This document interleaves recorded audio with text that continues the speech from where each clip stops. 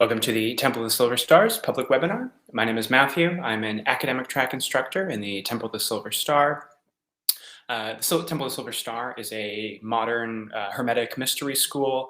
We offer structured training in both our initiatory and in our academic track. And we offer training in magic, mysticism, Kabbalah, astrology, and a number of other interrelated subjects.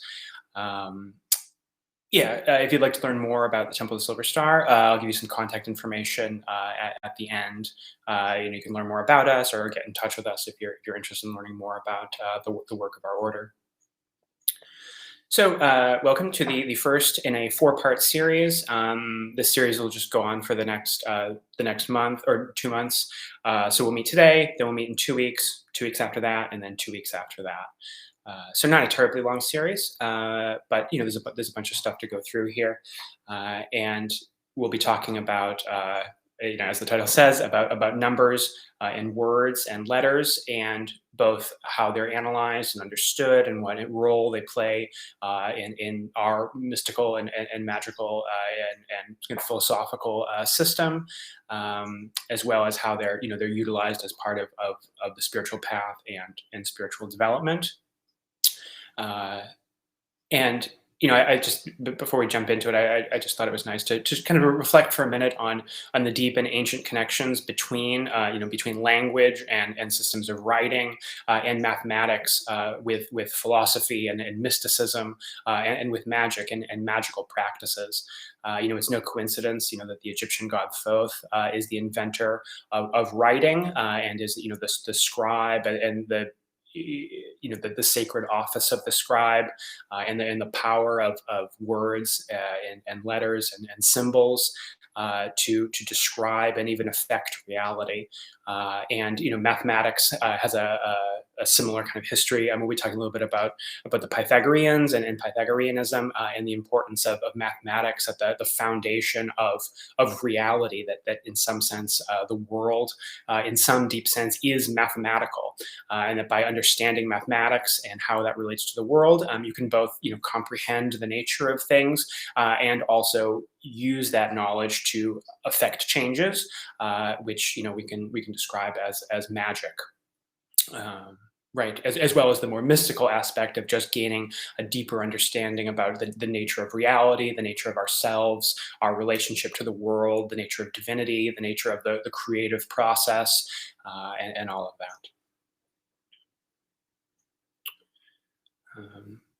As I was preparing the slides, I was thinking all three of these things, magic, language, and mathematics, they all, especially in the modern world today, they all have a kind of dubious sort of status. They're all things that may or may not be real, in a lot of people's minds, right?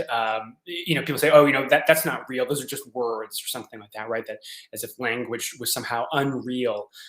Or that mathematics, I think a lot of people nowadays think that mathematics is we can describe things this way, but it's just a system that we created, right? Mathematics is a human invention. It might be a useful tool, but it's not somehow real. And of course, most people don't think magic is real either. So I kind of like that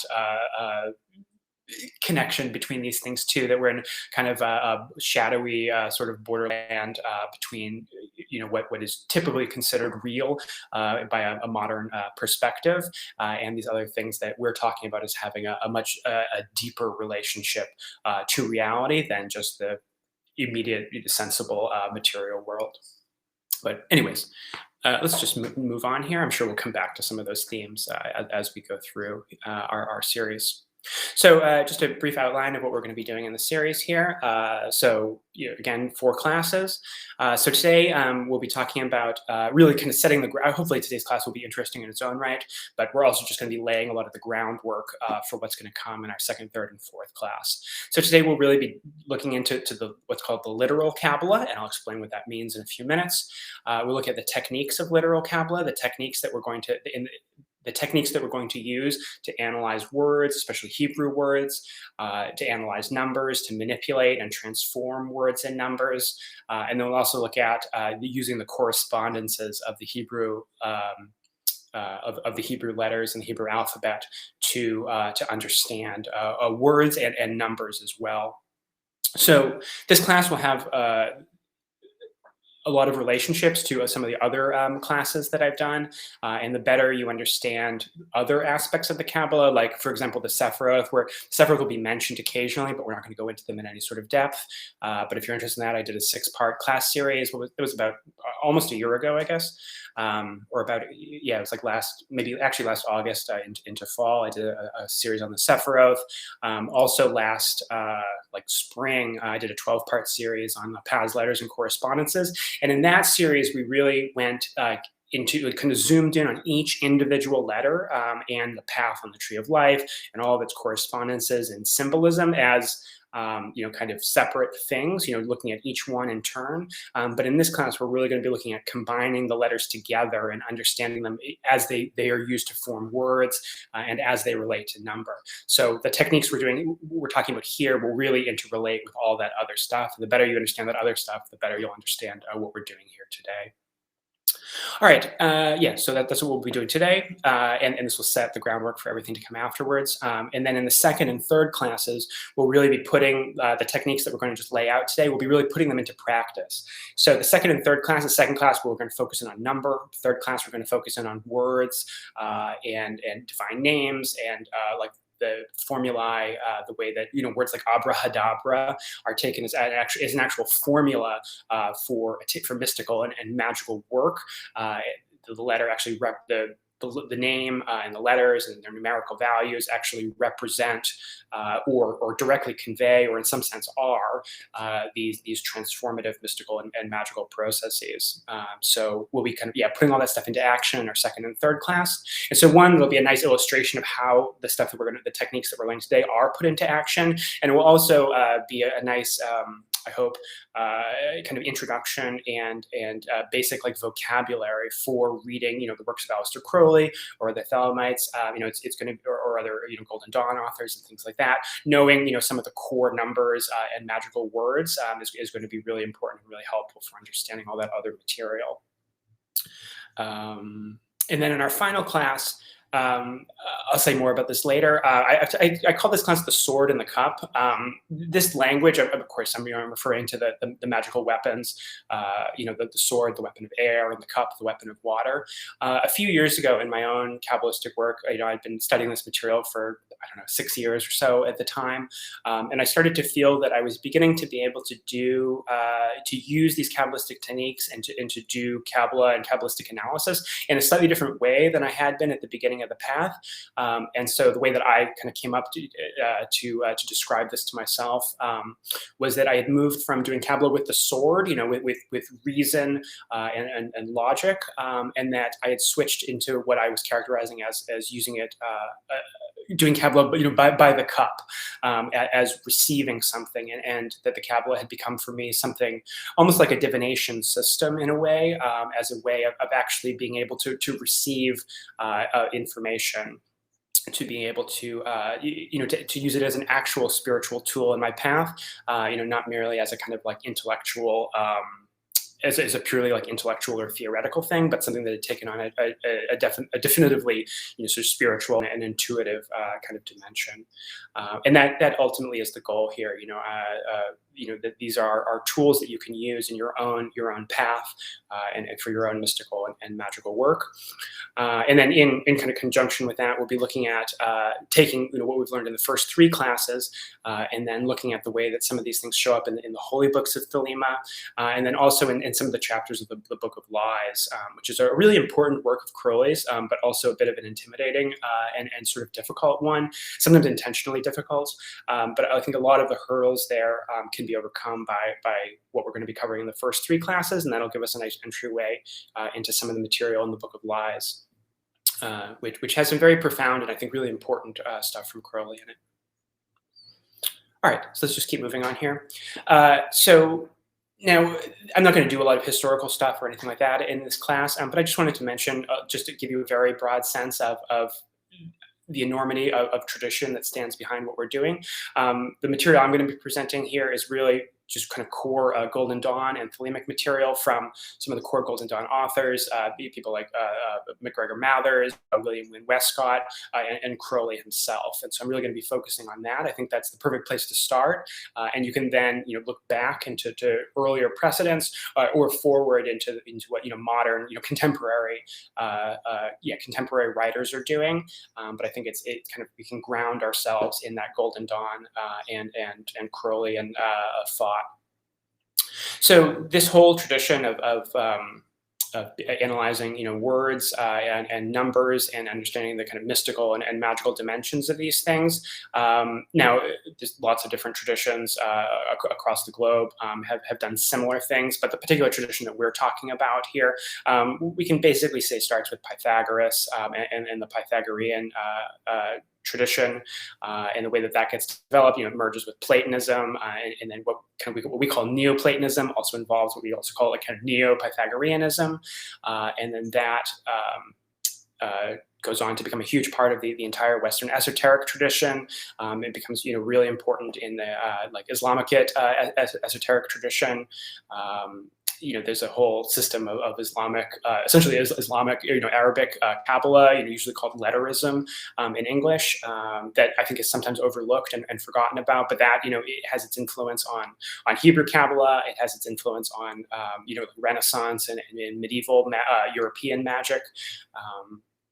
And so our understanding, anyways, of how Hebrew Kabbalah gets developed is that in many ways it's a combination of what we call kind of native Jewish or Hebrew mysticism with a lot of this kind of Pythagorean and Platonic concepts. These get taken up into the Hebrew mystical traditions. And then in the Renaissance era, again, I'm way oversimplifying all this history, of course. When the Hebrew, Kabbalah, kind of gets transmitted to Europe and to European thinkers, and there's the development of the Christian Kabbalah, by people like Pico della Mirandola or Johann Reuchlin. They, of course, not only Christianized some of this stuff. And there's a kind of ugly aspect of that too, as part of conversion programs trying to convert the Jews and all that sort of stuff. But there's a lot of just genuine cultural exchange, and people like Johann Reuchlin who are just genuinely interested in Hebrew Kabbalah and in sort of synthesizing it with aspects of Christian theology and philosophy, as well as all the renewed interest in the Renaissance and in Neoplatonism and Pythagoreanism. A word about the word Pythagoreanism. Throughout, the Western esoteric tradition, you get people talking about calling themselves Pythagoreans, or what I think we would now kind of call Neo-Pythagoreans. And throughout a lot of it, there's not a whole lot of continuity of specific doctrines and traditions, except for the really central core idea that number is at the core of reality, that reality itself is numerical and mathematical in some very deep, fundamental way. And this is often very closely linked to the esoteric traditions as well. Right. So then from the Renaissance and people also Reuchlin and other kind of Christian and now Hermetic Kabbalists following him kind of bring a lot of this Hebrew Kabbalah back into contact with Neoplatonism and Pythagoreanism. And Reuchlin actually basically says that Kabbalah and Pythagoreanism are essentially the same thing. Now we might think that's a bit of an overstatement, but for our tradition, the two end up really blending and merging back together again. That you have a lot of genuinely ancient Greek Pythagorean, Neo-Pythagorean material really coming together with Hebrew Kabbalah to form what ultimately becomes these systems and the way that they're used in the Golden Dawn and for Aleister Crowley. So again, that's kind of oversimplification of that, but I think it's nice just to be mindful of the history and the way that this is passed through multiple cultures and a number of parts of the world and languages and spiritual traditions to arrive at us contemporary practitioners of Hermetic Qabalah today. Reuchlin, yeah, Reuchlin, I believe that's correct. He was a 16th century Kabbalist and scholar.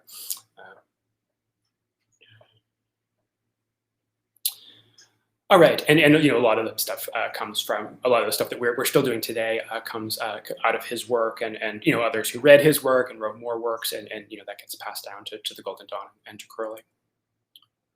All right, so yeah, let's just set that stuff aside and just get right into our main subject here today.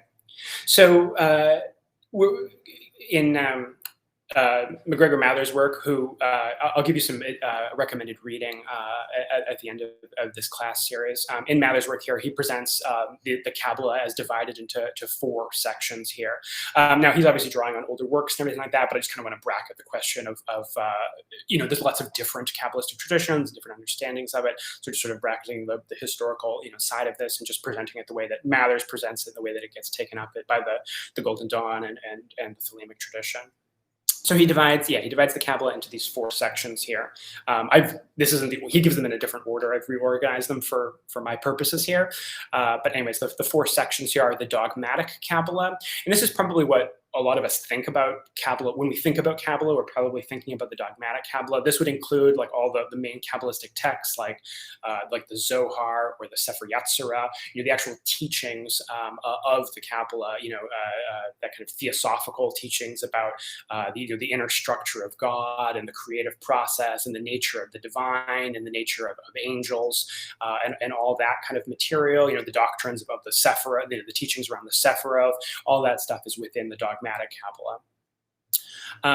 Now, the practical Kabbalah is, at least as Mathers describes it, the practical Kabbalah is essentially Jewish magic or Kabbalistic magic.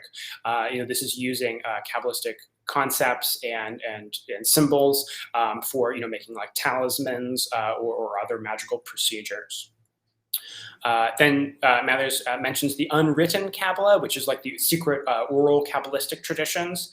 Mathers goes on to say that he can say nothing about this, not even whether or not he himself has received it, which of course is implying that he has, right? Because otherwise he wouldn't be able to not say anything about it.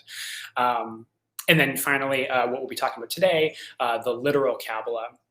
And Mathers divides and again, drawing on the works of earlier scholars, Mathers divides the literal Qabalah into 3 main headings of Natarakan, Temura, and Gematria. And we'll be talking about all 3 of those things today, as well as some other techniques.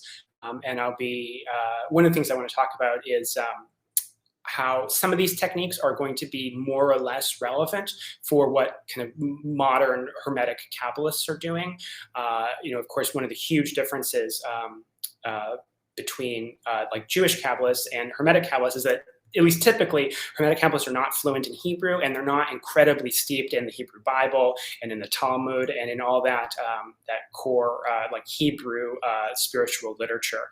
And so that is a huge difference. So we're using the Hebrew alphabet, but there's no expectation here that you'll be fluent in Hebrew or anything like that. I mean, Crowley certainly isn't anywhere close to being fluent in Hebrew, and most Hermetic Kabbalists are not. It's not to say that there wouldn't be value in learning about the Hebrew language. There certainly is.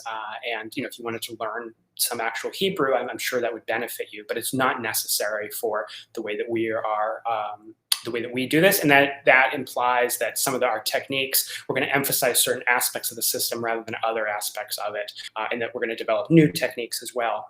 And we'll talk about all that as we go through.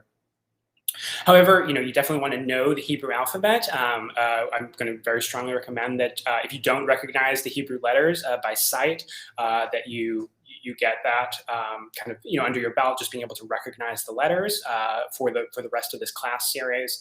And if you're going to study our tradition at all, that's absolutely something you're going to need to do. So might as well do it now. So the Hebrew alphabet has 22 letters. The long row of letters that you see there, that's the 22 letters of the alphabet. And then below that, let's see, is my cursor in the visible mode here? Yes. Okay, and then below that, we see the 5 further letters. These are the final letters. I'll talk about that in a second. So the Hebrew alphabet is technically not really an alphabet, but is what's called an abjad. Although by modern kind of linguistic conception. It's not really a pure abjad. And so what an abjad is it's like an alphabet, except that there's no vowels, right? So that the letters represent consonants, but not vowels. Of course, in modern Hebrew, you have the pointing, that's added to the letters. It's not relevant to what we're doing here, but you have the pointing that indicates what the vowel sounds are. Now, like I said, Hebrew isn't a pure abjad because there are some of the letters like aleph, hey, vow, and yod can indicate vowels, at least in certain contexts. So it's not a pure abjad, but it's just something worth being aware of. But because of this, because the vowel sounds aren't spelled out, what this means is that any combination of Hebrew letters is at least pronounceable, because you can just add in the vowel sounds, right? If you just have 4 or 5 randomly selected English letters, there's going to be a very high percentage chance that it's just not pronounceable because you've just got a bunch of consonants in a row that you just can't say. But that's not an issue with Hebrew. Also with Hebrew, you'll have a lot of short words, words that are spelled with the same letters but have different vowel sounds, and so you're going to get more meaningful combinations of small numbers of Hebrew letters compared to what you would have with English, and this is going to be meaningful for some of the techniques that we'll see here. As I mentioned, so you have 22 letters, and then 5 of those letters have final values. So the 5 letters that you see beneath the longer row of 22, that's Kaf final, Mem final, Nun final, Pei final, and Zadi final. So those 5 letters, and you can see on the table on the right, on the table on the right, like for Kaf there, that's the standard form, and then in parentheses next to it, I've listed the final form. So whenever these letters whenever one of these letters is the last letter in a word, it's written with the final form instead of the standard form, and that'll be significant, as we'll see in a few minutes. Just as a reminder, Hebrew is always read right to left. Just something important to keep in mind. And then we'll talk about this in a few minutes, but the Hebrew also uses what's called an alphabetic numeral system. So these letters are not only letters, they also are numerals. All right, but let's just jump into some of our techniques that don't involve number first, and then we'll come to number after that. All right, so our first technique here, and one of the techniques that Mathers gave us as one of the core divisions of the Literal Qabalah, is called Natarakan. Now, I've seen this described to be both from the Latin notarius or from a Greek word, Natarakan, but whichever it came from, it means shorthand writer. And so Natarakan essentially is the usage of abbreviation. And there's going to be 2 different kind of flavors or forms of this. Now, typically, you're going to only see abbreviations made with exactly what we think of abbreviations being, just the first. You have a set of words, and you're just taking the first letter of each word.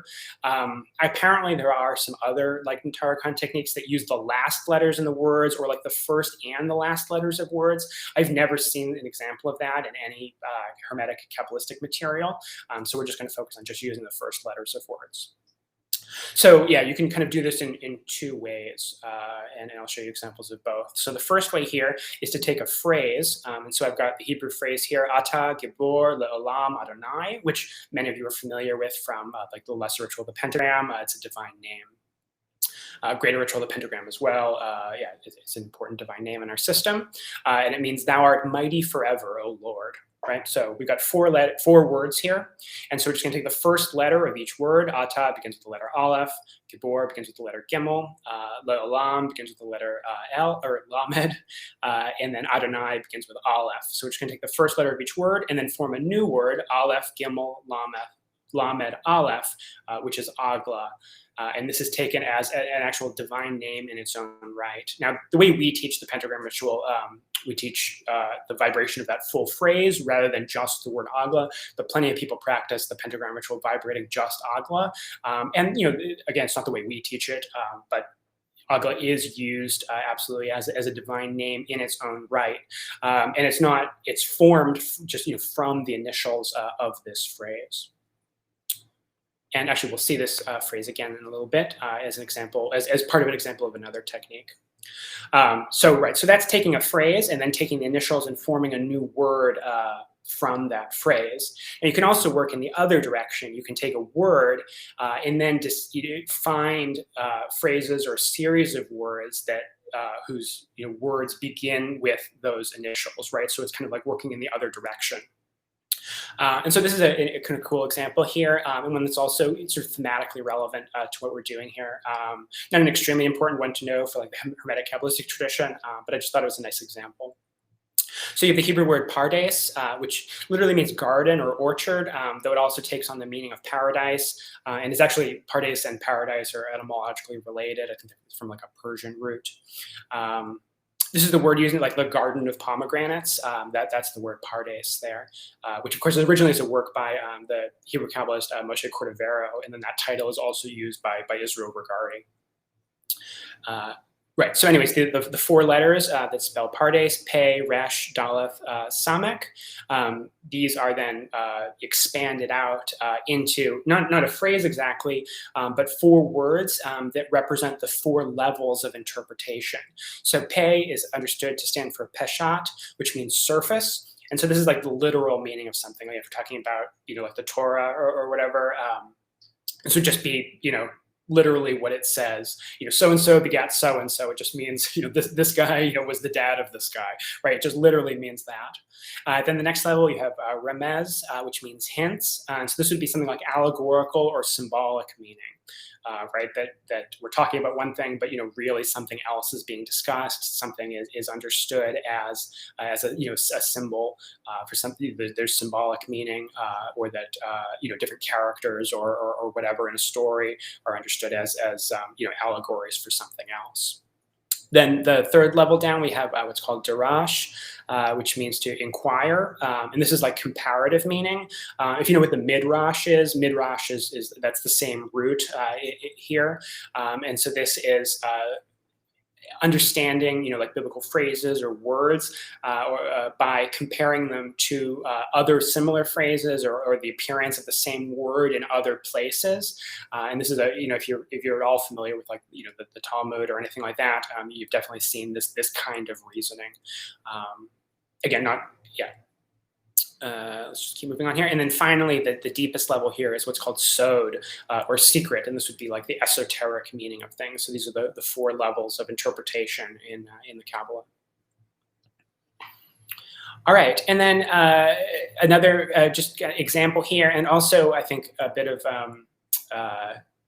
something of a lesson too in the use and abuse of these techniques. So the first word in the Hebrew Bible is Bereshith, which means in the beginning. It's the first word in the first verse in the first chapter of Genesis. And it means in the beginning, and it gets a huge amount of analysis, both in Hebrew as well as in like Christian Kabbalah. And actually, I'll give you a recommended reading of an essay that is largely just or huge parts of it are just analysis of this word in extreme depth. So lots of Natarakans have been formed from the word Bereshith here. So a kind of classic, like Orthodox, Kabbalistic Natarakan as to translate Bereshith as standing for a phrase that means, in the beginning, Elohim saw that Israel would accept the law. Now, this is in like Mather's kind of tells this story about a Renaissance era convert who had studied Jewish Kabbalah and then converted to Christianity, and then did a bunch of like Christian Kabbalah, and apparently used some of these Natarakans that he created, actually helped convince others to convert to Christianity. And so he comes up with a phrase here, Ben Ruach Ab Shaloshathem Yachad Themim, which means the Son, the Spirit, the Father, their Trinity, perfect unity. Indicating, right, that even in the Hebrew Bible, the Christian theology, Christian teachings were always present there. But then Crowley is kind of mocking this and saying that, you can obviously just you can come up with things to mean all kinds of things. You can find all kinds of blasphemous meanings here.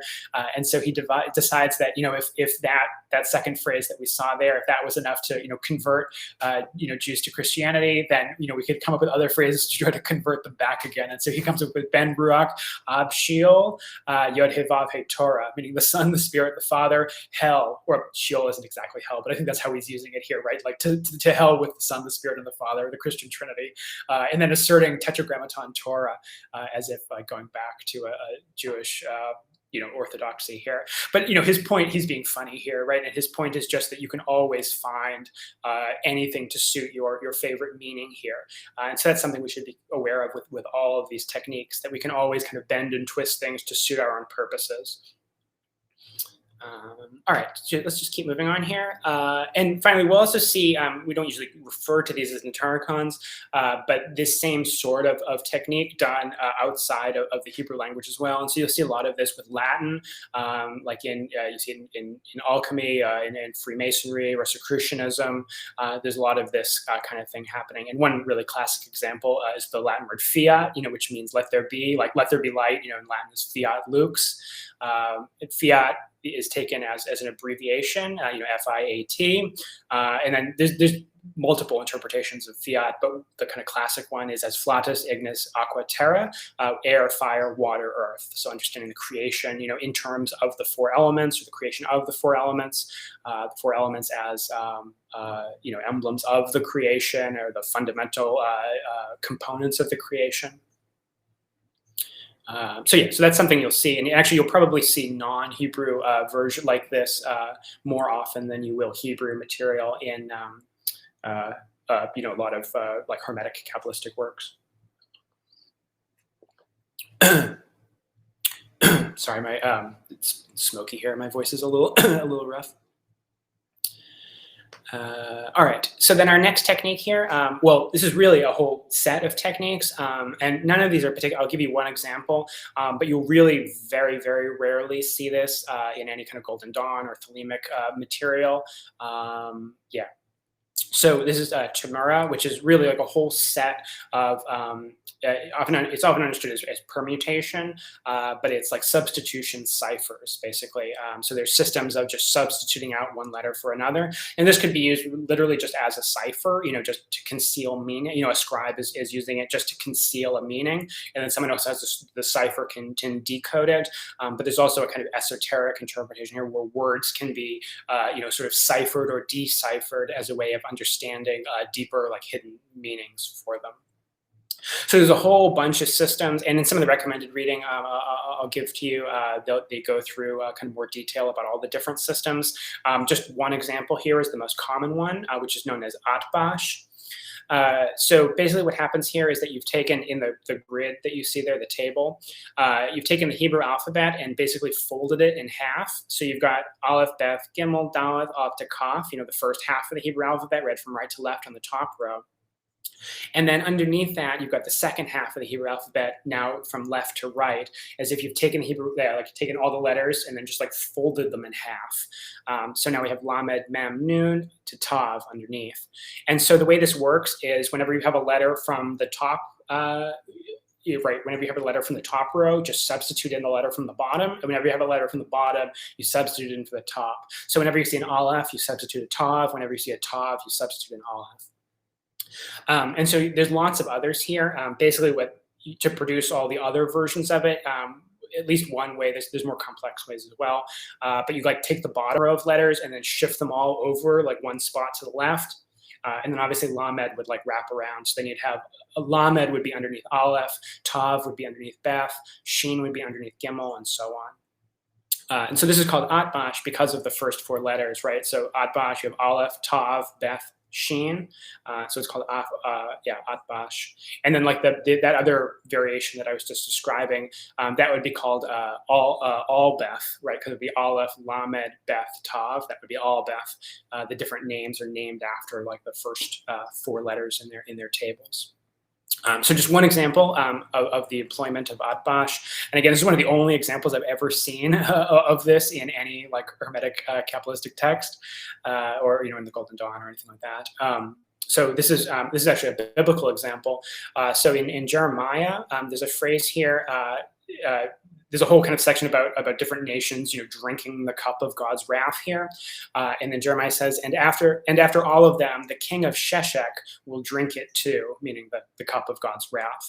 But Sheshach, which spelled Shin Shin Kaf, is not really like a known place. And so one of the theories about this is actually an encipherment. So if you apply Atbash to Sheshach, right? So the sheens would become Beths, right? Because Sheen is right underneath Beth in the table.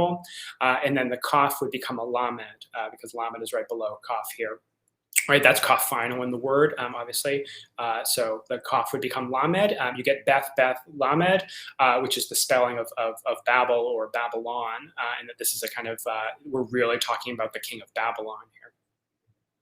But anyways, you really, it's helpful, I think, to know what Gematria is for when you encounter it, but we're really not going to use it here, and it's not particularly important for our tradition.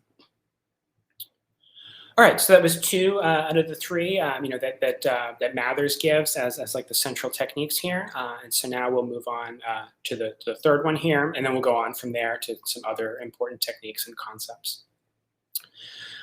Okay, so I said that Hebrew uses an alphabetic like numeral system, and so what's happening here basically is you're taking the Hebrew alphabet in order, and then the first 9 letters are given the values of 1 through 9, and then the second set of 9 letters are given the values of 10 through 90, and then because there's only 22 letters, the next 4 are given the values of 100, 200, 300, 400. And then the 5 final values come in here to be the values of 500, 600, 700, 800, 900. Those are also in alphabetical order, but the 5 finals come at the end here. So yeah, so this is the system of Hebrew numerals here. So I've got the table there that you see on the right, just listing out the letters and then the values as well. And you'll see for the they're all in order, and then in parentheses there you've got final values as well. So Kaf is normally 20, but Kaf final is 500. And then just on the left here, I've just got some examples of how different numbers would be written in Hebrew, just so you have a little familiarity with how this works. Right, so the number 7 that's simple. It's just the character Zayin would just be how the number 7 would be written. 37, you'd use Lamed, the character the numeral for 30, and then Zayin again for 7. So Lamed Zayin would be writing 37. And then, same thing, 314 would be the character for 300, then the character for 10, then the character for 4. So Shin, Yod, Daleth would be 314. I should have given you an example here just to make it clear. There's no, it's not like a positional numeral system. So to write 304, it would just be Shin Daleth, right? There's no like 0 or like kind of placeholder that would go in to show that there's nothing in the tens place. It would just be the character for 300, then the character for 4. Now, with numbers above 400, there's kind of 2 systems. You can use either the final values or you can combine letters together. So for 718, you could use Nun final for 700, then Yod for 10, and then Heth for 8.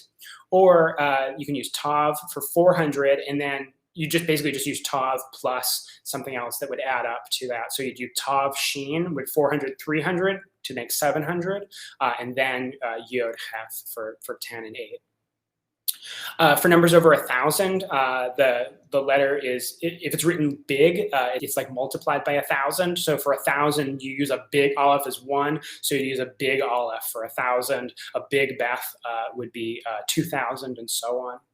In modern Hebrew, I think they use like an apostrophe. So this would be written kind of like, instead of big Aleph, it would be like Aleph and then an apostrophe showing like where the thousands break into the standard values. So yeah, to write 1,261, it would be big Aleph for 1,000, Resh for 200, Samek for 60, and then a small Aleph for the 1 at the end. And then finally, this is just kind of more of a trivia, interesting thing here. Now the number 15 would, by the standard way of doing this, you would write it as Yod for 10 and then Hey for 5, right? But that's Yod Hey. That's a divine name in itself, and it's the first 2 letters of the Tetragrammaton. So there's a bit of, kind of a taboo around that, and maybe there's also something it's inappropriate about using a divine name just to represent a number. And so instead of writing 15 as Yod Hey, they write it as Tef Vow, so as 9 and 6 rather than 10 and 5.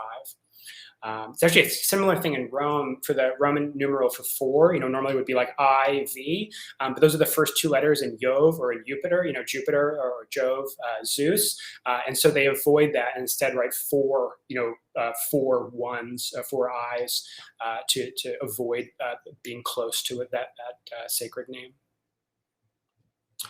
All right. So what we're going to do now is use these values to analyze words. So you're using letters to write numbers, but what this also means is that it kind of flows in the other direction as well, that any word can be converted into number. Now it's not going to be in that same order that you would normally use, right? Like words are written in all sorts of, the letters are in all different orders, right? It won't have that same, starting with the largest number, then the next, or whatever, right? But we'll convert each letter into its numerical value and then add up those values to get a total sum for that word.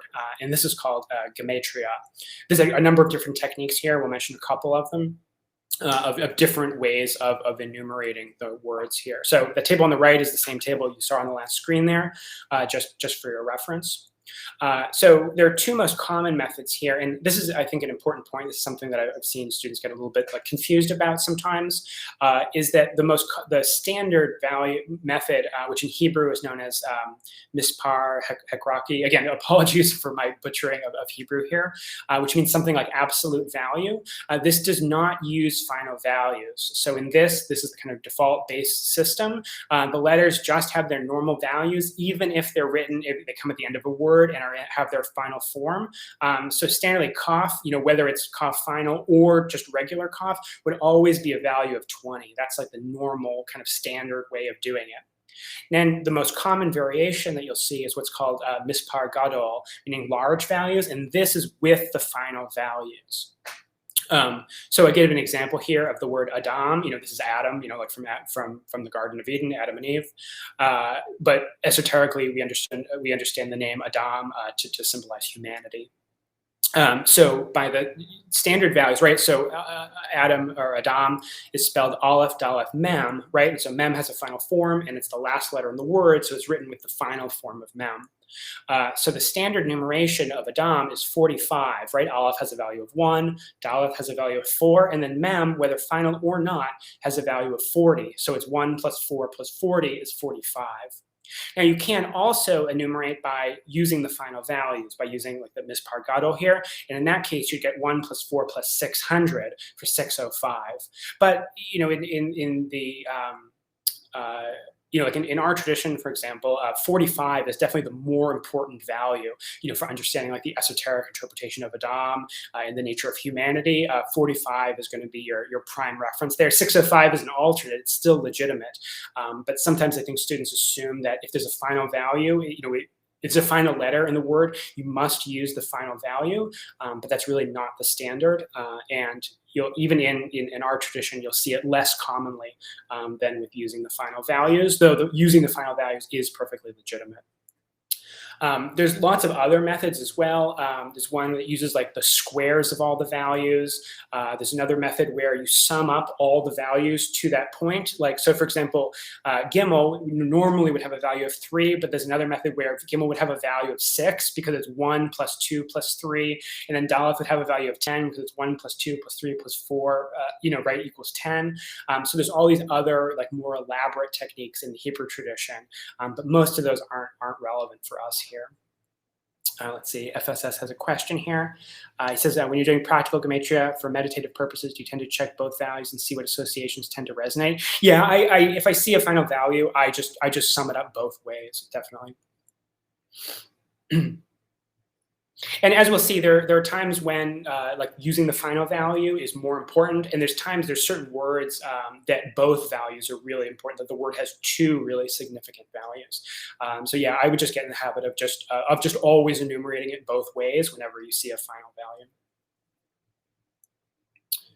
value. All right, I'll give you a couple of examples of Gematria here. This one is a really classic example. I'm sure some of you have seen it before.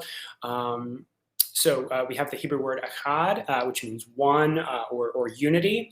So that's spelled aleph, heth, daleth. Aleph has a value of 1, heth has a value of 8, daleth has a value of 4, so that sums to 13. Then we have another Hebrew word, aheve or ahava, which is aleph, hey, beth, hey, right? Aleph is 1, hey is 5, beth is 2, another hey is another 5, and that also sums to 13. And so the fact that the two words, and this is like kind of the core Gematria technique here, is finding words that sum to the same values and then saying, because they sum to the same values, there's some sort of identity or deep relationship between those words. This is really the core Gematria technique here, is adding up the total values of words and then looking for other words that sum to that same value here. And so, a huge amount can be made out of this, obviously. This equation of love with one or unity. Echad is often especially used for the divine unity, not just like monotheistic dogma, but, the idea that the divine is one, or that all things are one, all things are united in the divine, all these kind of ideas, and that union, the nature of that union is love, or that they're united through love, or that, the union of all things is also the love of all things for all things, right? A huge amount of mystical teachings and experience and doctrine and everything else can be drawn from this. And I think it also illustrates, while this might seem like a really elementary, kind of simple example, it's also really profound. And I think that sometimes there can be a tendency in people to really go like to these huge, elaborate, just page after page after page of calculations and transformations and all this sort of stuff. And I always get really suspicious. If you're going to do something extremely complex, you better get some really, really good stuff out of it. I think that good Kabbalah and good Gematria is often extremely elegant, and it's no more complex than it needs to be. And I think a lot of what being good at this is being able to recognize the significance of really simple things.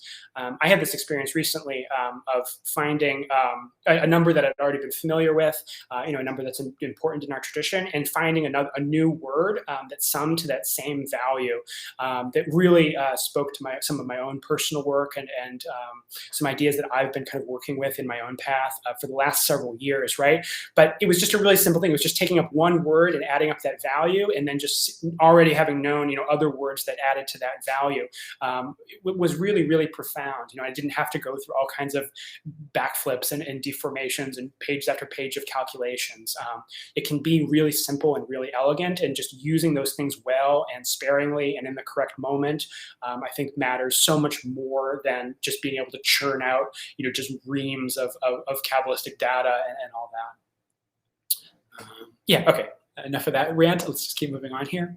And so as we go through here, to break up some of that technical stuff too, I'm also just going to intersperse a few quotations, mostly from Crowley's really good essay, which I'll recommend everyone read, called Gematria. So in this, Crowley's talking about the process of actually using these techniques. And he says, what really happens is that the adept sits down and performs many useless tricks with the figures without result. There should be a period after result there. Suddenly, the lux dawns and the problem is solved, right? So he's saying that, you just kind of play around with the numbers. You add things up, you look at different correspondences, you transform one thing into another. You just kind of play around with stuff and manipulate stuff, but nothing really comes from it. But however, somehow engaging in this process and working through this process invites, what he calls, the lux dawning, the light coming through, and insight, the dawning of insight to solve whatever Kabbalistic problem you were engaged in working with. And then he makes what I think is a really funny and good observation here. He says the rationalist explains this by inspiration, the superstitious man by mathematics, right? And so, right, it would be true, right? If someone, kind of doubted that there was any value to any of this material that we're talking about here today, right? That it's all just kind of a bunch of, meaningless nonsense or superstition or something like that. I think the answer would be that if you were doing Kabbalah and then found something that was really meaningful to you, meaningful to your life, it was just that, kind of chance inspiration happened, just the way that, some people can kind of totally psychologize tarot and saying that you're doing a tarot reading, you're just laying down a bunch of random symbols, and then that like stimulates your unconscious mind into coming up with solutions that you might not otherwise have come up with, right? That it just inspires, this kind of random stuff just inspires you to be more creative. But the superstitious man, the person who, like me and maybe some of you here, actually think there's something to this here. Our explanation for why this works is that it's actually part of the structure of mathematics or language and the world. But anyways, I just think that's a funny observation of Crowley's here. All right, so let's move on. This is now another kind of variation on, but this is an important one and one that you will see a lot and that you should be familiar with. This is another way of getting values out of letters, and this is what's called spelling in full. And Westcott describes this as extension, and in a moment we'll see another technique that Westcott calls contraction too. So this is like taking values and expanding them out or extending them. And so what this is spelling in full. So each Hebrew letter, the name of the Hebrew letter, of course, has a Hebrew spelling, right? So the letter Aleph, the name of that letter is spelled Aleph Lamed Peh. And so what you can do is you can take the value of, Aleph Lamed Peh would be Aleph 1, Lamed 30, and then Peh standard would be 80, but then you could also use 800. And then you sum those up, you get 111 or 831 if you're using the final values, but our standard value for Aleph is going to be 111. 831 is also a very interesting number, though I think a lot of the most interesting words that add up to 831 are Greek rather than Hebrew. But so now when we use spelling in full, we'll basically use 111 as the value for Aleph. Right, I hope that makes sense for everyone there. So I'll just give the example here. So we have the divine name Adonai, which is spelled Aleph, Daleth, Nun, Yod. So by standard values, this would be Aleph 1 plus Daleth 4 plus Nun 50 plus Yod 10. This is summed to 65, and 65, of course, is a really important number and is an important value of the name Adonai. But now we can also spell it in full. And so what we'll do is we'll take each of the 4 letters and then spell out the name of each of the 4 letters and then sum them all up, right? So in Aleph, we'll spell out Aleph, Aleph Lamed Peh, then we'll spell out Daleth, Lamed Tav, and so on for the other letters, and then sum up all of that, which, you can actually write them all out and then sum up all the letters, or you could just like refer to a table like this of the final values if that's easier. Right, so instead of spelling it out, you could just look at Aleph and go, okay, that's 111, Daleth, that's 434, and then just add up those numbers too. But so we sum up all those and we get 671, which is also a really important number. And I'm not going to go into it now because there's a lot of stuff about it. But in 2 weeks from today, when we dive into some of the important numbers, we will definitely talk about 671. All right, and then this is another technique. This is the one that Westcott describes as contraction, which I think is nice to kind of contrast contraction with extension, or contraction and expansion. I thought there's a kind of a nice way of looking at these techniques. I think it's most commonly known as Theosophical reduction. I'm not sure. I assume this comes from the Theosophical Society, but I don't know exactly. But this is what it's most commonly referred to as. And so what this is doing is you take, right, again, the same word example from the last slide, Adonai, which we saw, summed by its standard values to 65, and then you take the digits, like the numerals, and add those together. So you take 65, and then you add 6 plus 5 to get 11. And then if you've still got a multi-digit number after you've added them up, then you can add those digits together. So 65 becomes 6 plus 5 is 11, and then 11 becomes 1 plus 1, which is 2. So by this method, you can actually generate multiple numbers, right? So both 11 and 2 would be seen as Theosophical reductions or contractions of 65. Now, if you do this, all the way down, you're always going to end up with a number between 1 and 9. So that's an important thing to keep to be aware of, that you don't want to make too much of that, because 1 out of every 9 numbers is going to reduce to 3. So making some huge deal about, this reduces to 3 and symbolizes the Trinity or something like that, right? 1 out of every 9 numbers reduces to 3, right? So it can be an important way of analyzing things and getting more layers out of stuff, but we don't want to make too much of it. It's just one technique among others. Oh, and yeah, Diane's saying here, is this technique commonly used in numerology? Yeah, I was just going to say that kind of like pop numerology is like you take the, your name or something like that and all the values for all the letters of your name. There's different versions of how to do English values for English letters, none of which I'm particularly impressed by. And then you just do this, right? You just keep summing all those numbers up until you get a number of 1 through 9, and then you just sort of look at a table, and there's like, there's like 9, basic types of people or personalities or destinies for your soul or whatever. So it just kind of sorts everything into 9 boxes. That is, it's almost like what sun sign astrology is to like, the actual full practice of astrology. That is to like what we're talking about here today. But yeah, it's certainly a valuable technique, when used in combination with other like more sophisticated techniques. And we'll definitely see some examples of that in the next couple of weeks when we go through specific things. It'll be used as an element in a broader analysis. All right, so this is another important technique here that you will definitely see. It's sometimes called probably mispronouncing this, but something like Becker, or more commonly referred to as the Qabalah of the 9 chambers. So the name here is just the similar to what we saw the naming of Atbash here. We have Aleph, Yod, Kof, and then Beth, Kaf, Resh, right? So just pronouncing those as a word, which again is another feature of Hebrew. You can pronounce any string of letters. And actually, that's something I meant to mention a few slides back about Natarakan, is that like producing words out of abbreviations is actually just a really common and totally non-esoteric thing that's very commonly done in Hebrew. Like the names of important rabbis and things like that, the abbreviations, the first letter of each word in their name is then kind of taken as an abbreviation, and then that new name is just pronounced, and that's just a common kind of non-esoteric thing. Like the really important Jewish philosopher that in like the English-speaking world is usually known as Maimonides. His Hebrew name was Rabbi Moshe ben Maimon, right? So that's Resh, Beth, Mem, Resh, yeah. Resh, Mem, Beth, Mem, right, RMBM, and that's just pronounced as Rambam.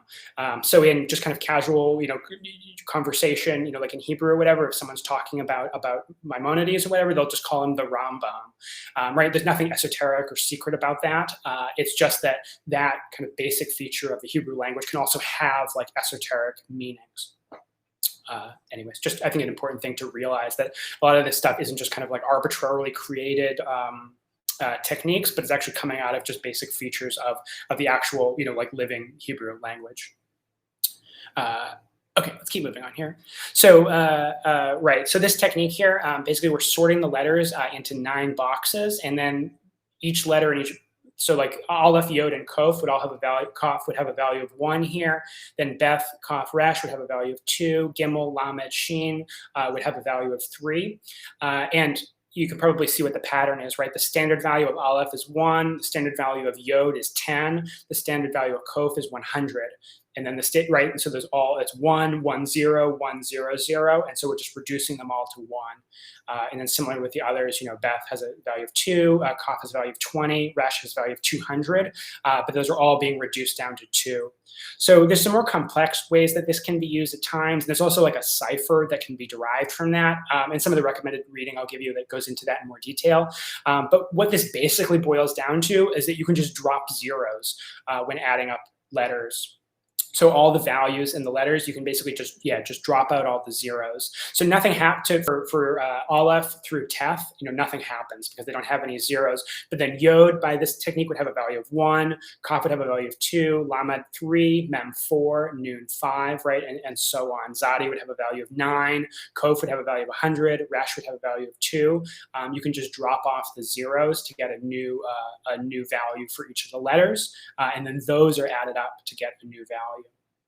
And like I said, there's also some more complex ways that this can be used. And sometimes this arrangement is actually like doctrine and things like that is actually derived from the way these letters are arranged and looking at like which 3 letters are in each box and how those letters relate to each other and how those 3 letters like express something about the number. Like you could think about how Daleth, Mem, and Tav all express something about the number 4. And you could analyze those 3 letters to tell you something about the nature of the number 4.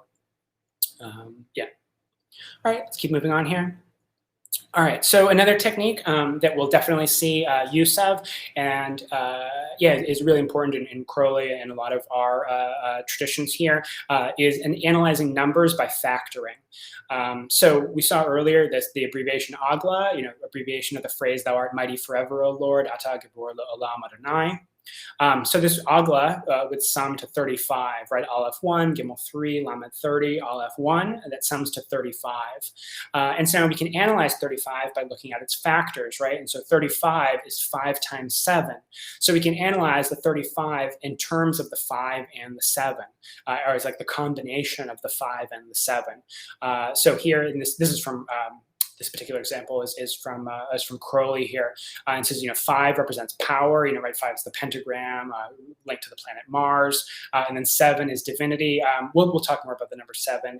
7 definitely has a special kind of divine status for a variety of different reasons, and so we can see the number 35 is like the combination or the union of power and divinity, which relates to the meaning of the phrase. Right, thou art mighty forever, O Lord. Divinity and power.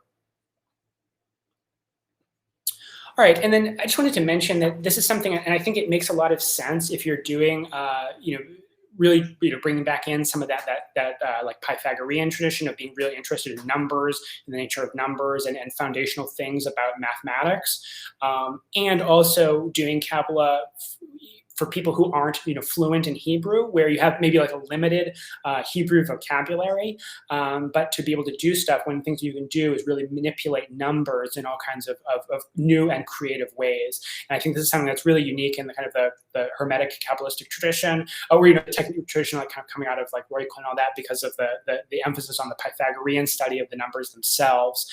And so you'll see this in Crowley. Crowley studied mathematics when he was in college, so he's very familiar with mathematics, and he'll employ a bunch of mathematical concepts too. Like so in Sefer Sephiroth, Crowley uses factorials, subfactorials, squares, roots, all these kind of mathematical concepts, and you want to be familiar with those for understanding what Crowley's doing. And they can also be powerful ways of transforming one number into another.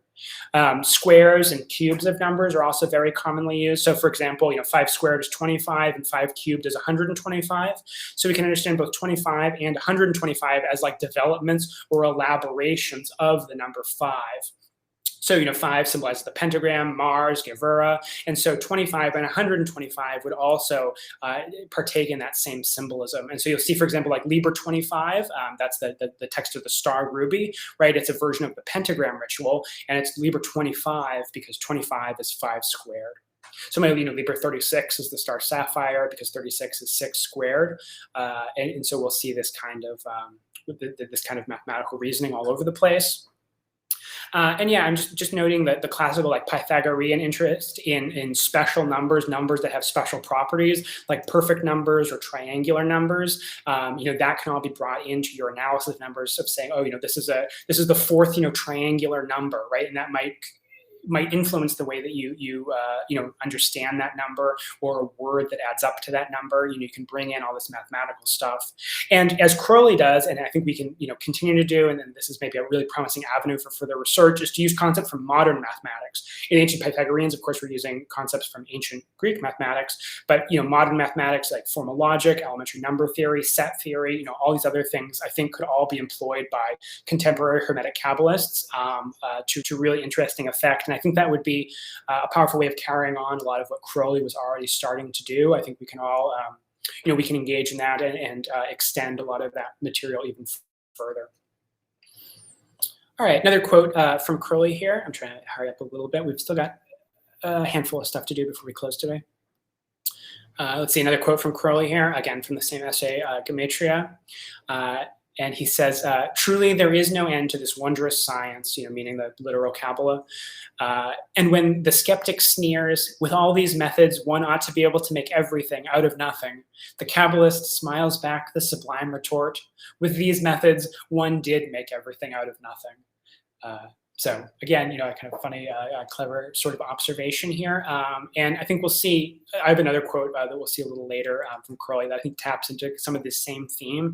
That on the one hand, sure, like you can obviously use these techniques to just make anything mean anything else. But there's something actually and obviously that can be kind of abused or used in some sort of like stupid, kind of meaningless sort of way. But even some of those same features that might seem like flaws might actually be things that have a profound significance in themselves, right? So that the criticism here that you can make everything out of nothing, because the divine did make everything out of nothing, right? Anyways, just something to kind of contemplate as you think about these techniques. So I just wanted to mention Sefer Sephiroth. This is Crowley's like Kabbalistic dictionary. Commonly there's the book like 777 and other Kabbalistic writings of Aleister Crowley. That's the essay Gematria, all the tables of correspondence, which is 777 proper. And then in the back of the book, you have the Sefer Sephiroth, like the dictionary of Hebrew words just sorted by their numerical values. So this is obviously of extreme like importance for anyone practicing this. You'll absolutely want to have a copy of Sefer Sephiroth to be really familiar with its usage and to gain some good acquaintance with it. And just spending some time with it, seeing how it's organized and all that, and both understanding the way that it's helpful and the way that it can also be, just having like tons of different words that all add to the same number can sometimes be more confusing than helpful. But sort of going through that process of being confused and then figuring it out is an important process that you just have to go through. Also, just a kind of word of warning, there are errors in Sefer Sephiroth. There's some kind of garbled Hebrew. There's some weird Hebrew grammar and other like kind of typos and mistakes there. So again, not that you shouldn't use it because there's really no really better alternative. There's some other people who produce some things like this, but it's really a core text. But you might want to check things out. If you're familiar, you get like a Hebrew lexicon or like an interlinear Bible or something like that. You might want to, or a biblical concordance. You might want to check some of this stuff out and verify it rather than just taking Crowley's word for it.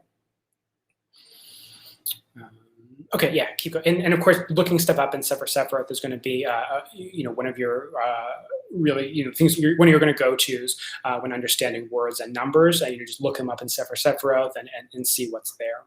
And then, figuring out how to use that in a way that's productive.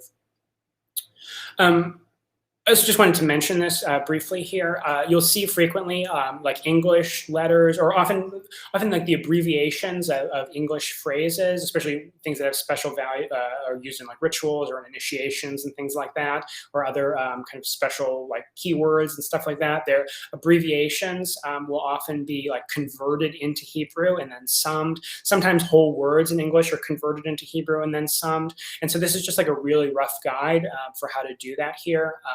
I'll provide these slides for everyone afterwards, and you can take more look at it here. You can. We're not going to go through every single one here, but just really be aware that this is a rough guide only. The English alphabet and Hebrew, the abjad, are different things, and so they don't naturally just easily convert into each other. There's the whole problems of the letters, or the vowels. I mean, that obviously don't have their equivalents. And they're just different languages with different sounds. One thing I think that's important is always to consider pronunciation. Consider the way that something's actually said rather than just what letters are there. Like, for example, if you have a word that begins with a C, like a ch, sound, a ch, instead of converting the C and the H separately, you might want to think about transliterating the CH as heth rather than just each letter individually. There's lots of variations are possible. Of course, there's different Hebrew pronunciations as well. Ancient and modern, Sephardic, Ashkenazi, right? So you have all kinds of and a lot of people using this aren't fluent in Hebrew, and so there's a lot of messiness comes in here, which you should just be prepared for, and take anything like this with a bit of a grain of salt, and making sure that the results you're getting out of it are important and striking and profound enough to justify the fact that you're doing something that is a little bit questionable. And also just noting that Greek and Latin have their own numeration schemes, so you're probably not going to be converting Greek and Latin into Hebrew, but they have their own ways. The Greek isopsophy is just a sort of Greek Qabalah. Arabic as well. I think I mentioned that earlier. What we call letterism is fully developed. Like Arabic Qabalah. And then Latin also has one as well. It's called Latin Qabalah simplex. Unfortunately, there's not a lot of like publicly available like dictionaries or anything like that of Latin Qabalah simplex, but it does exist. All right, so yeah, switching gears here a little bit, and now starting to move into some of the other ways that we can interpret words and numbers by the way that the individual letters not just have values, but also different kind of correspondences and are understood to have different meanings. So this is something I went into in a lot more detail in that Paths, Letters, and Correspondences class. We really went through each letter individually. So each letter has what I'm calling here like a signification. So some of these are derived from Hebrew words. Like for example, the Hebrew word Beth does mean house, right? Like, you have lots of synagogues are named like Beth Israel, just like House of Israel. So some of these, the actual like, and that's spelled Beth Yod Tav, right? The letter name is the same as a Hebrew word, and that's where the signification comes from, but not all of them are that. I think that's a commonly misunderstood thing. Some of these are deriving from like the Phoenician or like hieroglyphic roots, and then some of them have been a little bit like modified and have evolved, in our tradition. Like, Teth means serpent, but may have originally meant something more like coiled, and then that kind of gets interpreted to mean serpent. So just stuff to be aware of, but these significations here, these are the core ones that we'll use for our purposes here. And again, I went in through letter by letter. I went into more detail about each one of these in that Paths, Letters, and Correspondences series. And just one example of analyzing a word with this kind of technique here. This is from Crowley. Crowley kind of gives this as just sort of like a throwaway kind of comment, but I thought it was actually like a clever little analysis here. So we have the divine name, Aleph Lamed, El meaning God, or one of the names of God in the Hebrew Bible. And so by the significations here, Aleph is ox and Lamed is ox goad, right? And so naturally those pair together, obviously, right? Ox and ox goad like naturally go together.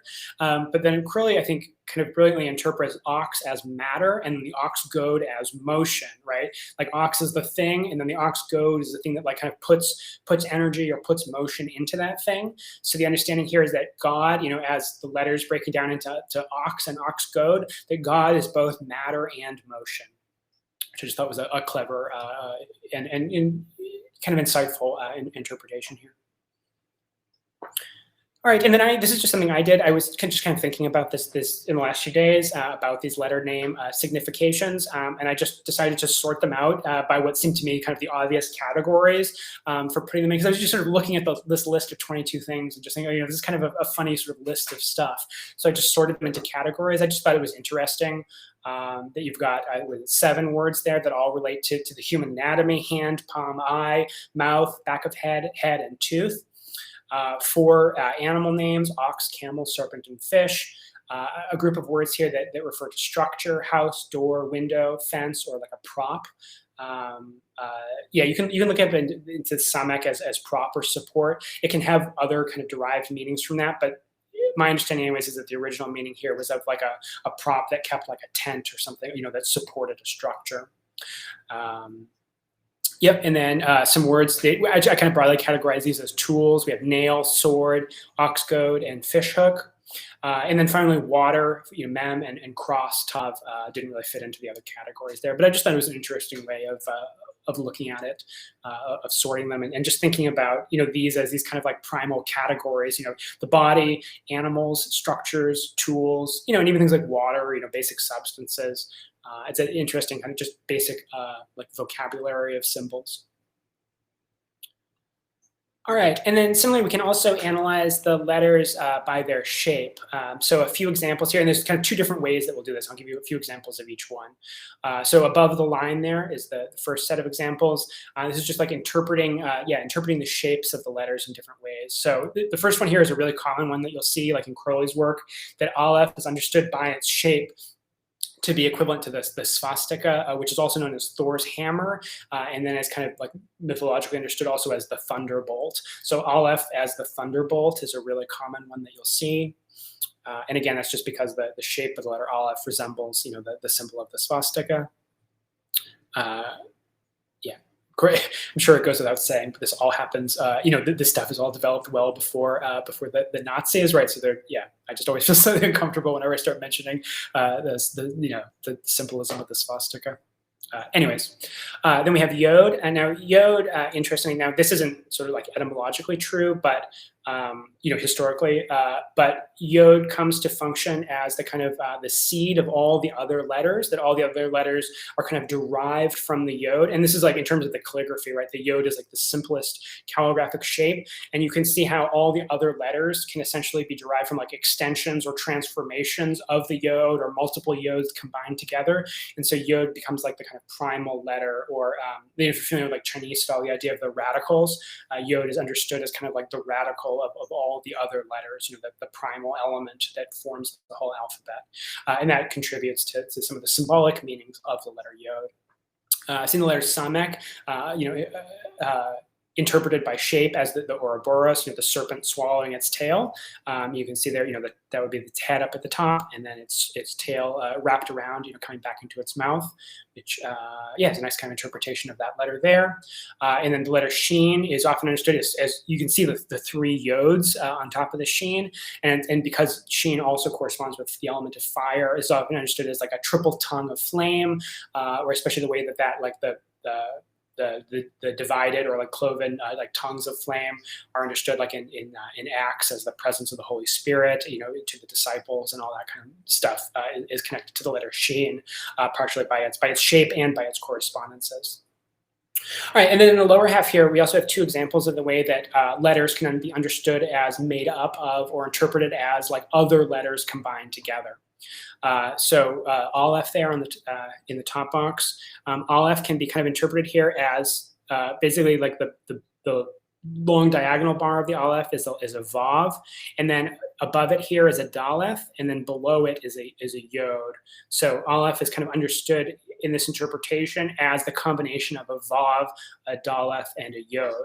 Now, those three letters, Yod, Vav, and Daleth, are used to spell the name of the letter Yod. So this implies a kind of equivalency, or in some deep sense, between Aleph and between Yod.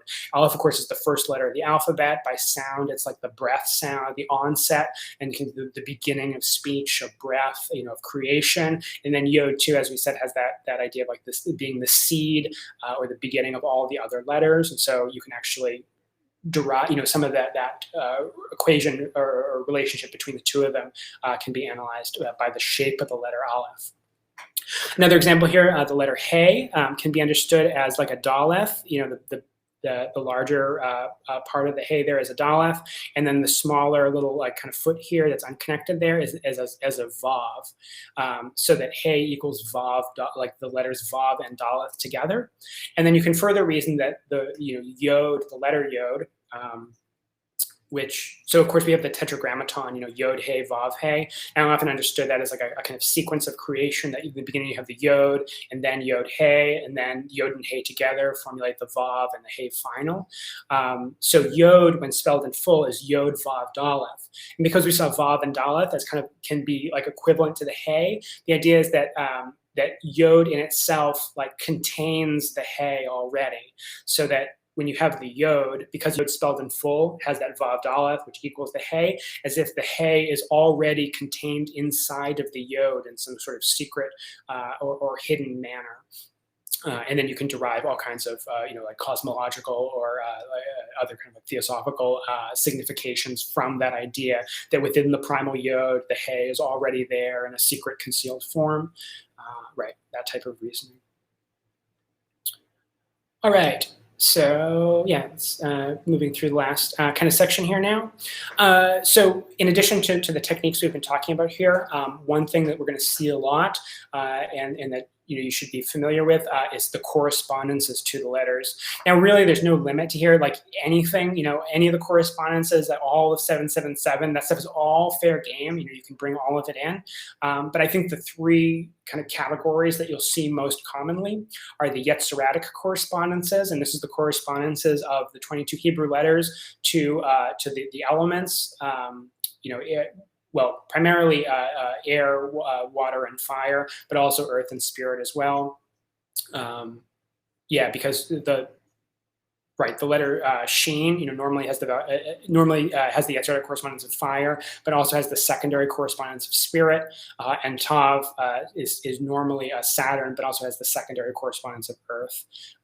And that thing, why those two letters have a secondary correspondence, I went into that in more detail in the paths, letters, and correspondence series. So you can check that out if you're not already familiar with that idea. But anyways, yeah, the Yetziradic correspondences are the correspondences of the letters to the elements, to the 7 classical planets, and to the 12 signs of the zodiac. So these are essentially astrological correspondences, as well as elemental correspondences. So all the letters have a meaning as either an element, a planet, or a sign of the zodiac, and we can use all of that in interpreting words. The 22 Hebrew letters are also attributed to the 22 tarot trumps.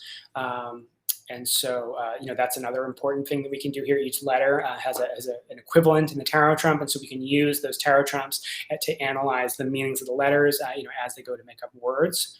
And then finally, the Hebrew letters, of course, are also like the 22 paths on the tree of life. And so, where that path is on the tree of life is often taken as significant. So yeah, just quickly, I'll just sort of break down each one here. So here we have the Yetziradic correspondences, and I've sorted it here by, for the elements, we have the 3 mother letters, Aleph, Mem, and Shin, corresponding with air, water, and fire. And then we also use Tav. Tav is technically a double letter, or is a double letter, but also gets used to signify earth. So there we got our 4 elements. Then we have the 7 double letters, which are attributed to the 7 classical planets. And then the 12 single letters, which are attributed to the 12 signs of the zodiac.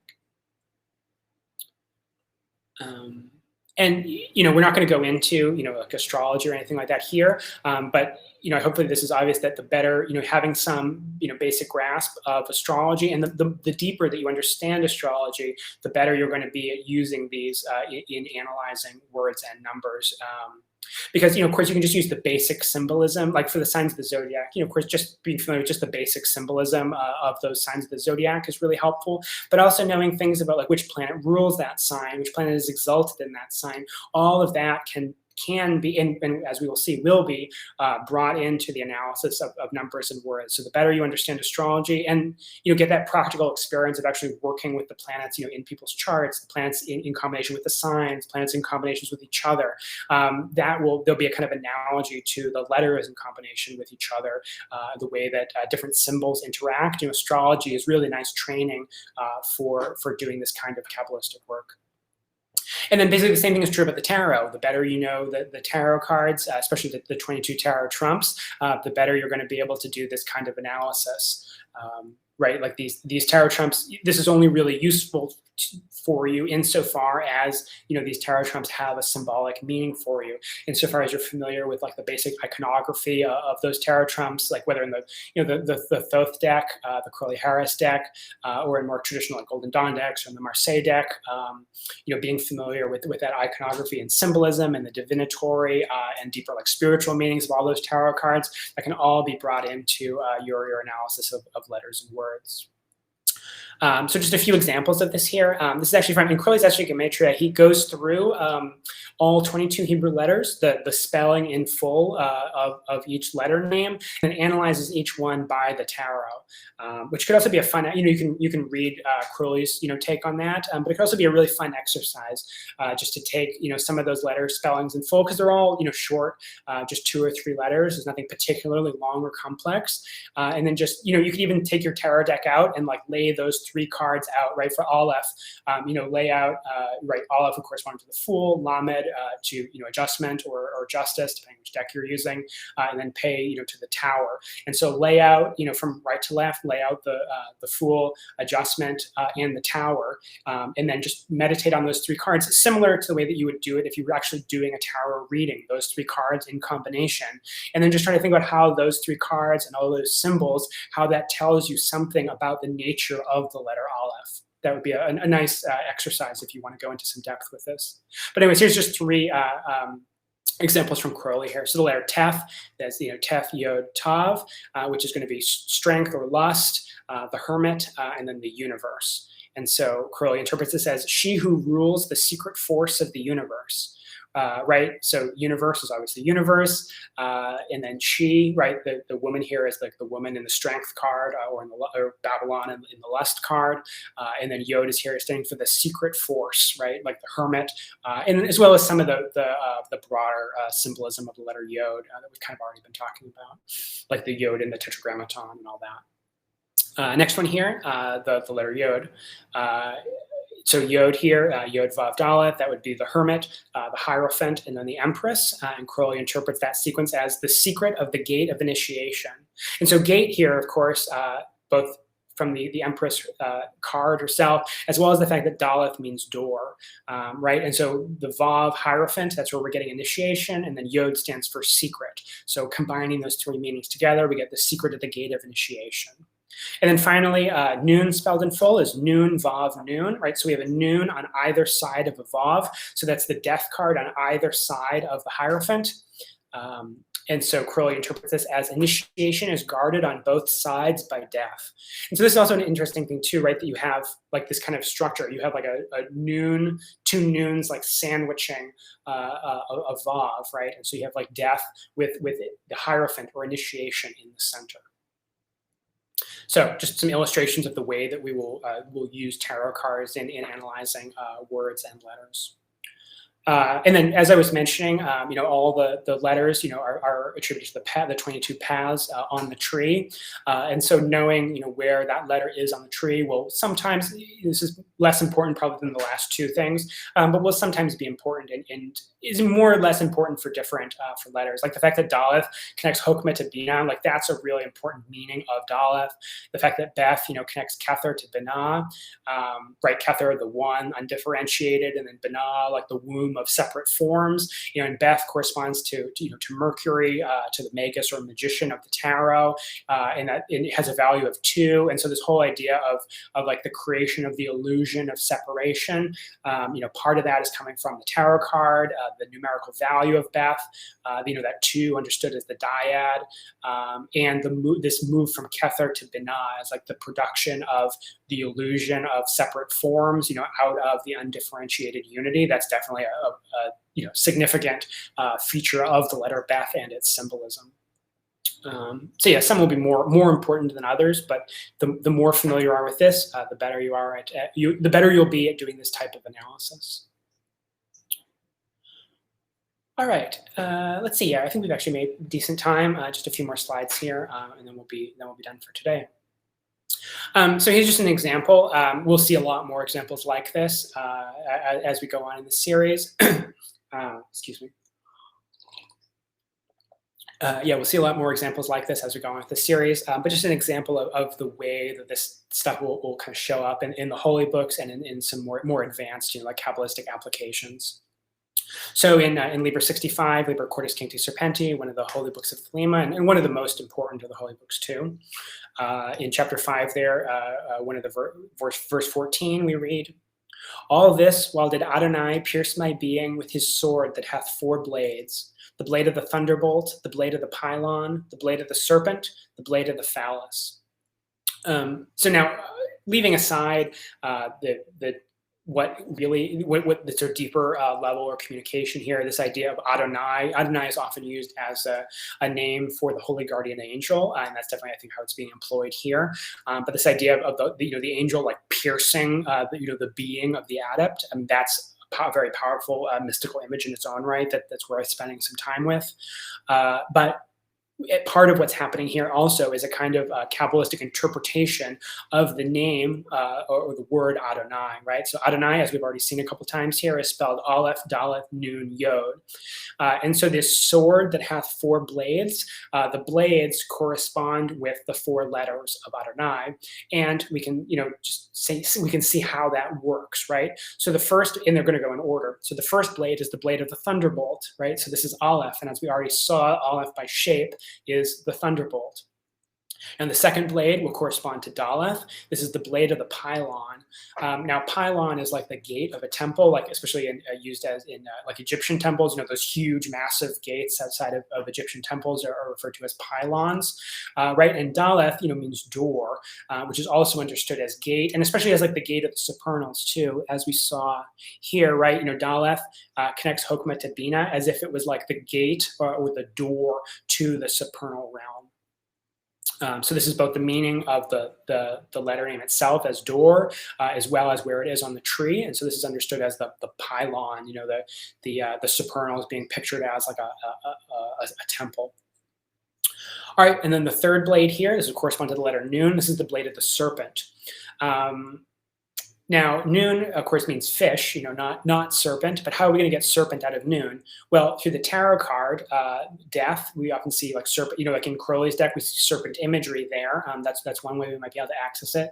But we also understand that Nun, and this is like the core way that the serpent is coming through here, is that Nun, Yetziratic correspondence is Scorpio. And Scorpio is one of the fixed or cherubic signs of the zodiac, is associated with the cherubic animals of water. And now, Scorpio is actually interesting, having multiple or more cherubic animals associated with it than the others. But one of these is the serpent, you know, the others being the eagle and the scorpion. So the serpent is one of the cherubic animals of Scorpio, which is attributed to Nun. And then finally, the blade of the phallus. And so Yod comes to take on the meaning of phallus primarily through its how am I going to put this, through the way that Yod shows up in the Tetragrammaton. Certain important words, like the Tetragrammaton is probably the ultimate example of this. Certain words are so important that a letter appearing in that word will actually like permanently kind of imbue that letter with some of that meaning. So the Yod of Tetragrammaton is associated with the Father, is associated with fire, the wand or the lance. And so that those can all have that phallic meaning of, it's associated with generation, with creation, with that kind of sexual potency. All that stuff is associated with the Yod of Tetragrammaton. And so Yod kind of carries some of that meaning into other contexts. And so that's how we get Yod as the blade of the phallus. And again, that's something that will only happen with really, really important words like like the Tetragrammaton, possibly like Adonai or something like that. That type of, we should be sparing with that type of reasoning about what a letter means in the context of a different word, but you will definitely see it. That can happen with the elemental correspondences of the Tetragrammaton too. Yod with fire, He with both water and earth, and then Vav with air. Those aren't the standard like Yetziratic correspondences for those letters. Yod corresponds to Virgo, right? But it can also take on some of the significations of fire as well, because it signifies fire in the Tetragrammaton. All right, and then just wrapping up here with a final quote from Crowley here. I remember being really, really struck by a couple years ago, rereading this essay, and just being really struck by this quote here. I'll just read it for you. So Crowley says, "Of course, with powers so wide," meaning all these techniques of literal Qabalah that we've been talking about here today. Of course, with powers so wide, it is easy for the partisan to find his favorite meaning in every word. That's a problem that we've already been talking about here today. It's easy for the partisan to find his favorite meaning in any word. Even the formal proof, 0 equals 1 equals 2 equals 3 equals 4 equals 5 equals n or any number. You can prove that any number equals any other number is possible. But the adept who worked out this theorem with the very intent to discredit the Kabbalistic mode of research, right? And Crowley is obviously talking about himself here.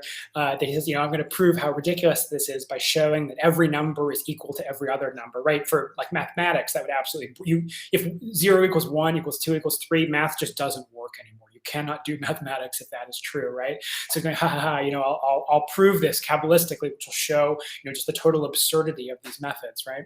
So he works out this theorem with the intent to discredit the Kabbalistic mode of research, was suddenly dumbfounded by the fact that he had actually stumbled upon the Kabbalistic proof of pantheism or monism, right? That what he was formulating as the absurdity or stupidity of these methods, because every number equals every other.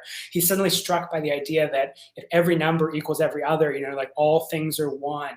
Everything is ultimately everything is ultimately equal to everything else, right? And that from anywhere we get to the one, showing the unity of all things here, right? You even see it reading the Book of the Law. Every number is infinite. There is no difference. Like we even have this in the Book of the Law. But beyond just this idea of being able to prove the pantheism or monism, I think there's also something really striking about how Crowley is trying to show the absurdity of the Kabbalah, right? That essentially where Kabbalah is its most ridiculous or most obviously false is actually profound. Like it's not just that in places where the Kabbalah is true that we find meaning, but somehow even in its falseness, it's still true, as if there's like something here that is beyond like our ordinary categories of true and false, which, we need those categories for everyday life or for mathematics. You absolutely need an absolute distinction between true and false to be able to do mathematics. But at this deeper level that we're talking about here, somehow, there's something here that's beyond our ordinary categories of true and false. And I just think that's an interesting, almost like koan or something here that's worth, that's worth just like thinking about. I don't know. I've certainly found myself, my mind, coming back to this example here. Yeah. So I'll just leave you with that for contemplation. All right, so for this class series here, I'm just going to recommend, and I'll basically from here on out kind of take for granted that basically all the information that's on the screen right now, that you can recognize the Hebrew letters, by sight, that the names of them, that their basic signification that we're talking about, that their numerical values, that their Yetzirah correspondences, and that the tarot trumps associated with it. There's other material that we went through here today, but this is what I would think of as like the core of this, and knowing this stuff will be really helpful for everything that else is going to come later. Of course, I'll explain things and I'll have images on the screen and everything like that, but at least to a certain extent, I'm going to assume that everything here going forward. And of course, again, as I said, we're not actually going to be talking about, incidentally, it'll come up, things about the tree of life or about, astrological symbolism or the tarot symbolism. So, the better you know those things, I think the better you'll be able to follow, what's coming. Though, of course, you can also look at it the other way too, that some of what we're going to do here will also teach you, introduce you to some of the basic, like tarot and astrological symbolism. And then you could then go after that and dig deeper into astrology or into tarot or into the tree of life. And all that stuff will feed back into everything we're going to do here. These sets of techniques don't stand alone. They're part of and related to all the other, Kabbalistic techniques and magical techniques, astrology, tarot, et cetera, et cetera. All right, and then here's my recommended reading for this series. I'm not going to give like specific recommend reading for like the specific classes, or I probably won't give like specific assignments or suggestions for work. But I think this reading is some of the kind of really core material. And if you really want to get well grounded in these techniques and these topics, as taught by the Golden Dawn and the Thelemic traditions, I think that reading this material will give you a really strong, solid foundation in those foundational texts. So the first one here is MacGregor Mathers, his book Kabbalah Unveiled, which is his English translation of Nor van Rosenroth's Latin translation of, it's Mathers' translation of some of Nor van Rosenroth's book Kabbalah Denudata, which is both Rosenroth's commentary as well as translations of some of the Zohar. So as a translation of the Zohar, it's not particularly reliable, but the introduction to that book, it's about 40 pages or so. I really think that introduction that Mathers writes to his translation of the Kabbalah Unveiled is where a huge percentage of basically Kabbalistic, the whole kind of modern Hermetic Qabalah. I think a lot of that is authors getting almost everything they know from this introduction, or from some other author who got everything that they knew from this introduction. So I think reading this introduction is really important to kind of go back to the source of what, for the modern Hermetic Kabbalistic tradition, is one of the foundational presentations and explanations of the Kabbalistic material.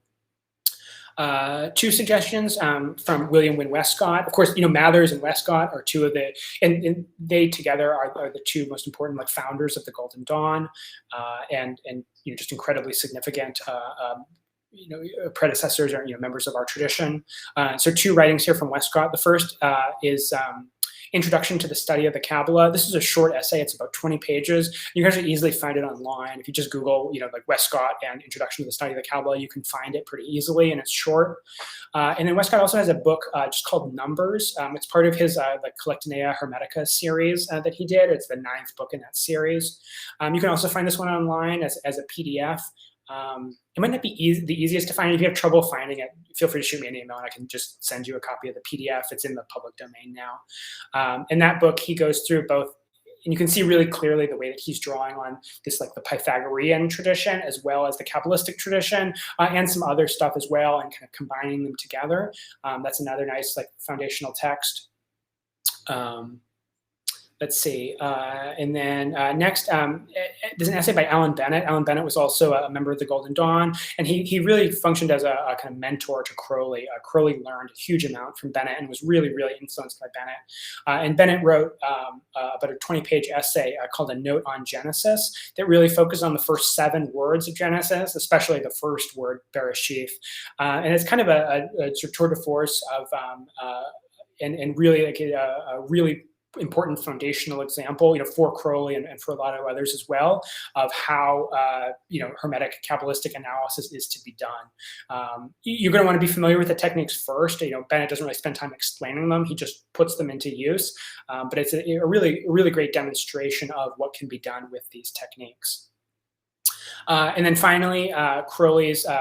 These are often packaged. You got several things, as I mentioned, packaged together as 777 and other Kabbalistic writings of Aleister Crowley. You got Sefer Sephiroth in the back, the dictionary of the words and numbers, then the tables of correspondence, 777 in the middle. But then at the beginning, he's got this long essay, Gematria, which it's not the easiest essay to get into. I would recommend reading, if you're brand new to this, some of this other material first, like Mather's introduction or some of the introductory material in Westcott's Numbers.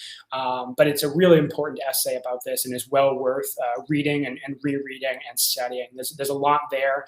And there's a lot of profound material and everything there. Let's see, someone's asking here, do you have a recommendation for a lexicon that doesn't use modern Hebrew?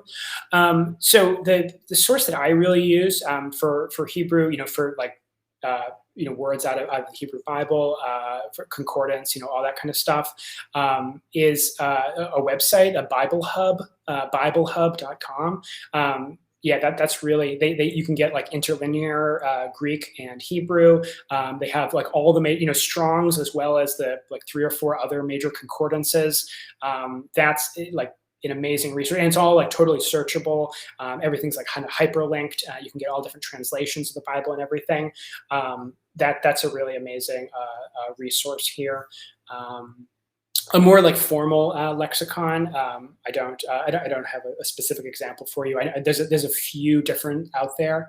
I tend to just use the concordances and things like that. And there's other online resources that you can find as well. So that's my recommendation for you there. So this is just recommended, not necessarily for the next 2 weeks, but just recommended reading to go along with this whole series of classes. All right, so thanks everybody. And again, we're really just kind of laying out the groundwork here on some of the basic fundamental concepts. And then in our next 2 classes, we'll be putting this to work and going through some of our most important numbers, most important words, and showing how this stuff is actually used in practice. So as always, for more information about our work, you can visit tots.org, and especially tots.org/FAQ to learn more about both our academic and our initiatory tracks. If you'd like to contact me, you can feel free to email me at provost@tots.org. And as always, we have a $5 suggested donation for anyone who's not a member of our academic or our initiatory tracks. Members of TOTS already support our work. But for anyone who's not, we do have a $5 suggested donation, which you can send via PayPal to payments@tots.org. So yeah, thanks everybody. Anybody watching on YouTube, thanks for watching. Be sure to subscribe to our channel for more. In the description of the YouTube video, I'll have a link to where you can find the slides for this class, and I'll put those all up on the members forum in all the usual places. So yeah, thanks for watching, and I'll see you again in 2 weeks. And I'll also get this up on YouTube in the next few days. Yeah, thanks everybody. 93s.